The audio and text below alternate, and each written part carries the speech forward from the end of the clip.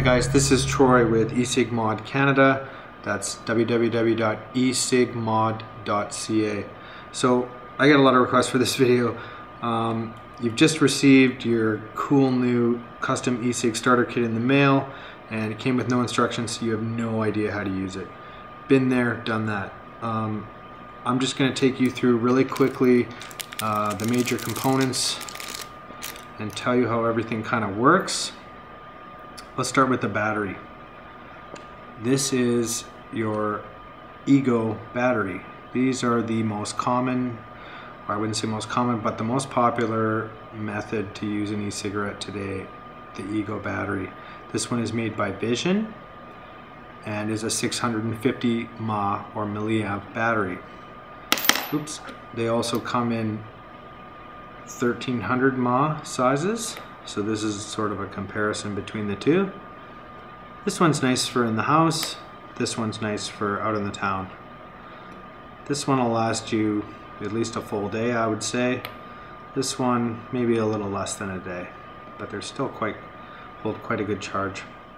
So now, when you get your battery in the mail, you're going to notice that you push the button and nothing happens. All the batteries are sent out in the off state.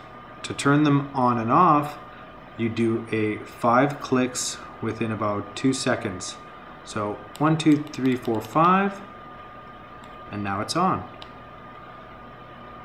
Turn it off with 1, 2, 3, 4, 5, and now it's off. Now that's basically just done to make sure that the battery in your pocket isn't going to fire. I'm going to turn it on here. Battery's now on.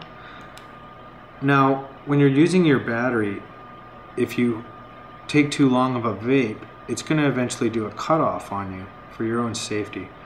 And that 5 lights on and off there is going to be the same thing that you're going to see when your battery runs out of power.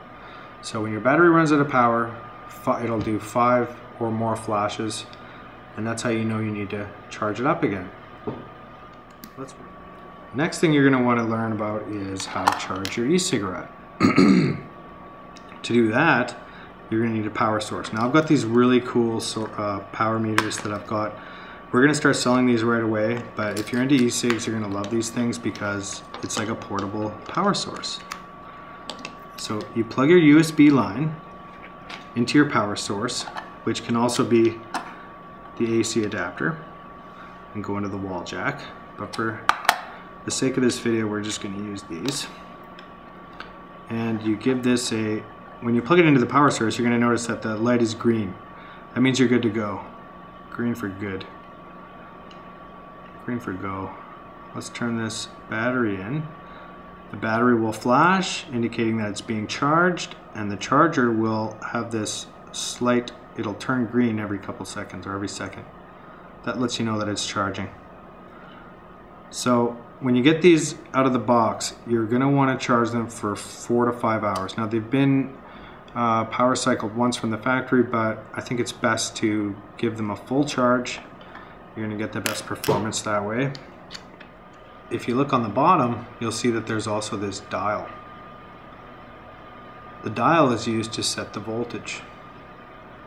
And the voltage runs anywhere from 3.3 volts. If I just twist it here, all the way up to 4.8 volts. Now, where you want the voltage to be set at will depend completely on what type of top you're using. If you're using the standard Vision CE5, probably the most common top on the market, at 1.8 ohms, you can run your battery at the lowest setting, 3.2 volts, 3.3 volts. There's all types of things that you can put on top of these batteries, and they're going to connect in one of 2 ways. You see these 2 different types of threads on the top of the battery. You have eGo threading right here, and in here you have 510 threading. So those are the 2 types of threadings that you're going to see on your eGo batteries. Now, most of the clearomizer style tops, like this Vision CE5, or this Aspire CE5 tank are going to utilize these Ego threads. Most of your tank systems, like this eCig or ProTank 2, are going to utilize these 510 threads. So this top will attach with your Ego threads, and it just screws on like that. Now with all of this equipment, you don't want to screw it in too tight, you just want it barely snug. Something like that. So let's take that off. So what is this thing? You'll notice that there's two wicks. It works a lot like an oil lamp. The liquid will be in this outside part here, and the wicks will suck up the liquid into the atomizer, which is at the top here. This is a top coil unit.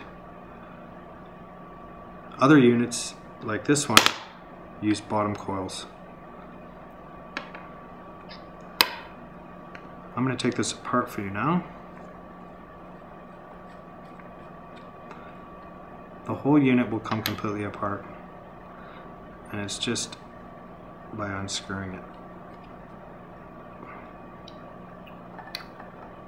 You'll notice on the drip tip is this tiny silicone O-ring. You're going to want to make sure that stays on there, or you're going to have leakage issues with this top. There's also a connection in there, an O-ring in there. You're going to want to make sure both of those are intact. Alright, so with all of these products, all of these tops, you can remove the coils. The coils will last, well, anywhere from a few days to a few weeks. It depends really. This coil here just unscrews like that, and we sell replacements in 5-packs. So let's put this back together. This just goes down, everything screws in snug. The drip tip goes back on the top, and this bottom of the drip tip has to make the connection with the silicone there. And we're done. Let's put that aside for now. Next, let's look at the eCig or ProTank 2. Like I mentioned earlier, these tops want to go on the 510 threading at the very top of your battery. Now, most of these tops will come with, or we also sell them separately, a beauty ring which will cover these Ego threads. And that's just to make things look sexy. So you want to snug that up. You'll notice these air holes there in the bottom. The CE5 also has those. These air holes are important. They are what's helping airflow through the entire unit.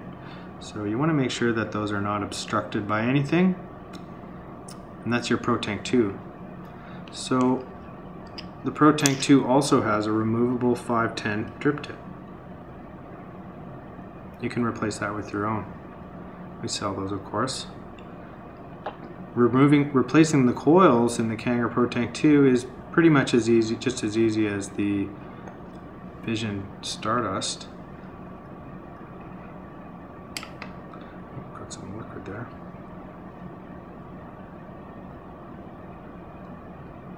They just unscrew just like that.